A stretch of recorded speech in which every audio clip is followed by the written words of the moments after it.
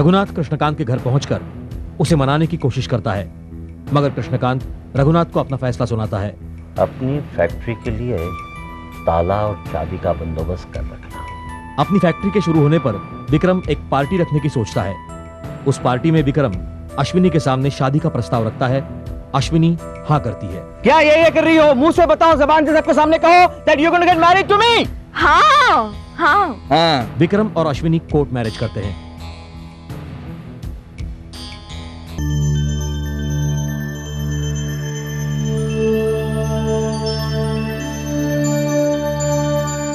ये लो, तुम्हारी मां के गहने जो तुमने मेरे लिए गिरवी रखे थे। मैं जानता हूं ये तुम्हारे लिए बहुत अनमोल है। आज के इस मौके पर इससे बेहतर तोहफा मैं तुम्हें दे नहीं सकता था। मैं बहुत ही खुशकिस्मत हूं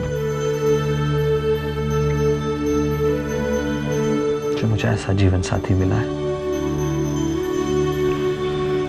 जाओ, पहनाओ इसे।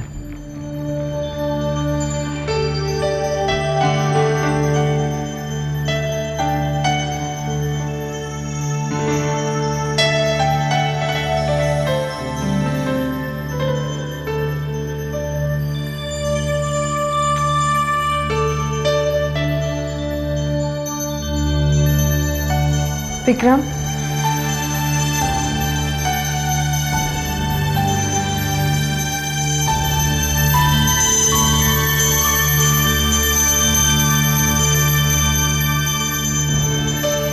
ये शब शबे विसाल है, शर्मा न छोड़िए, दिल का अजीब हाल है, शर्मा न छोड़िए।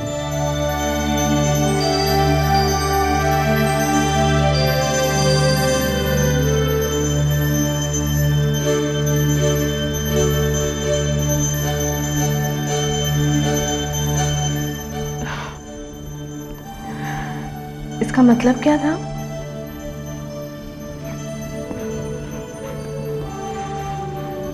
आओ, समझाता हूं।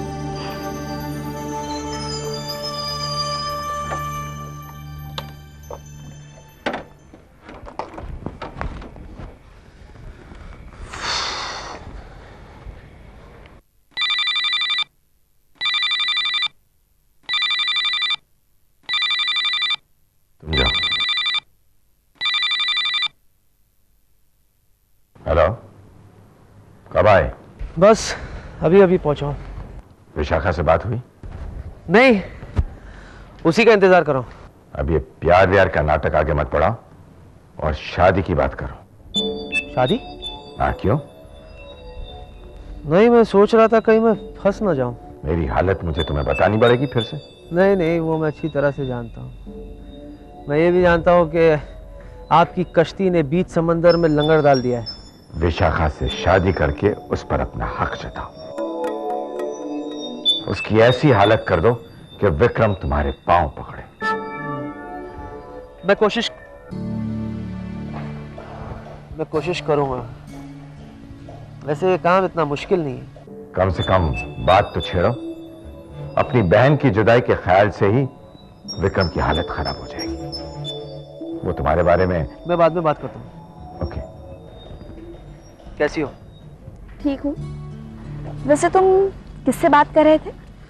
तुम्हारे ब्रदर से। ब्रदर से? क्या कहा उन्होंने? कुछ नहीं, मैं कह रहा था और वो सुन रहे थे। अच्छा, क्या कहा आपने?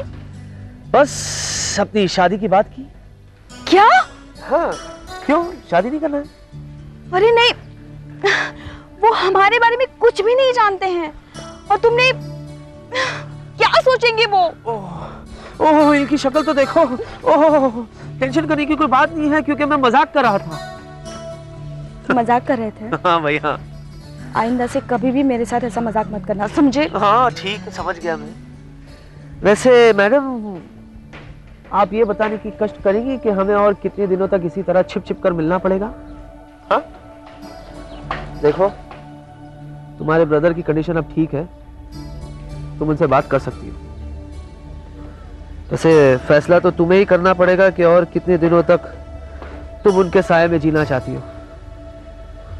मुझे अब नौकरी मिल गई है विशु। हाँ, नौकरी छोटी जरूर है, मगर मैं अपनी मेहनत का खा सकता हूँ और तुम्हें खिला भी सकता हूँ।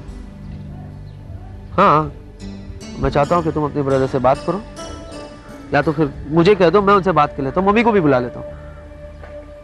अमर, ये सोचकर ही मेरा जी घबरा रहा है कि ब्रदर से अलग होकर, जुदा होकर जीना पड़ेगा। तुम्हें याद है विशु, तुमने एक दिन मुझसे कहा था कि बहुत जल्द तुम अपने ब्रदर से ये कहने वाली हो कि तुम्हारी जिंदगी में एक ऐसा शख्स आ गया है जिसे तुम उनके जितना प्यार करती हो। हाँ, याद है मुझे। तो जब ये बात तुम्हारे ब्रदर को पता चलेगा कि उनकी बहन को जितना वो चाहते हैं उतना ही चाहने वाला एक लड़का मिल गया है जो उससे शादी भी करना चाहता है, तो कितना खुश होंगे। और मुझे उम्मीद है कि तुम्हें भी बहुत खुशी होगी। पता नहीं, मैं बता नहीं सकती मैं क्या महसूस कर रही हूँ।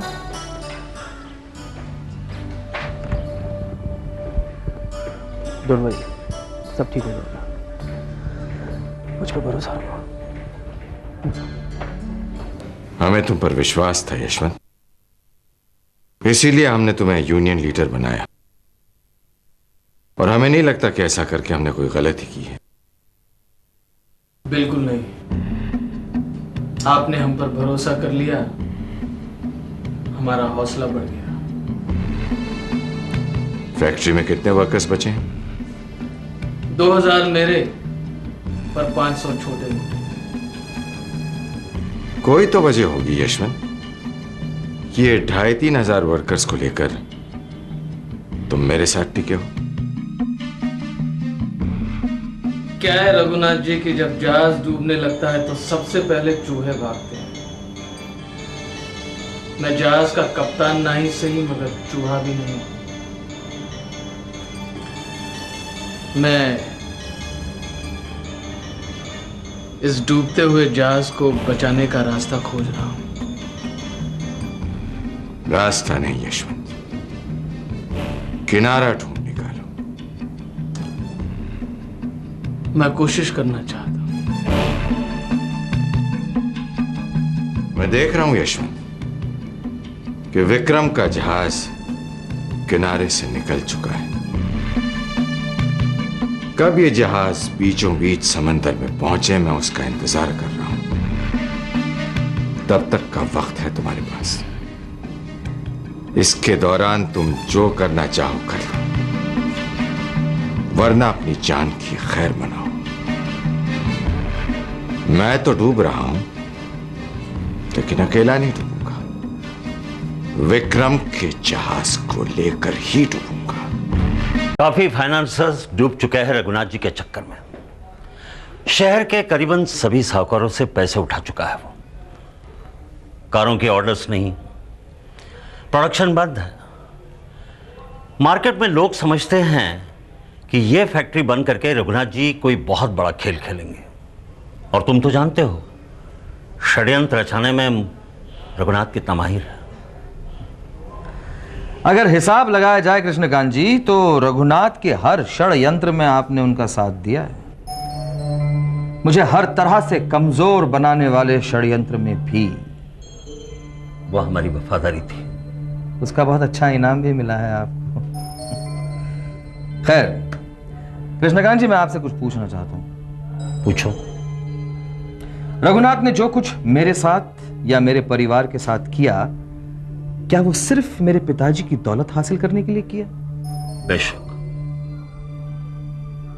क्या शालिनी जी भी इस षड्यंत्र में शामिल थी? विक्रम, हमें मीटिंग के लिए देर। जवाब दीजिए कृष्णकांत जी। विक्रम, तुम्हारे इस नाजुक सवाल का जवाब नहीं है मेरे पास। वैसे रघुनाथ जी के दफ्तर में और घर में मेरा आना जाना था, मगर कमरे के अंदर क्या बातें होती थी ये तो सिर्फ शालिनी जी, रघुनाथ जी और कमरे की दीवारें ही जानती थी।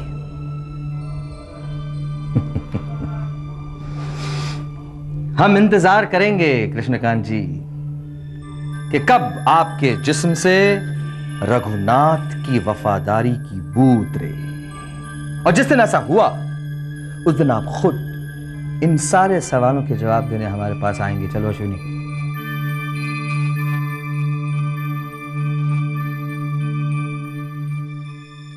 प्रतिशोध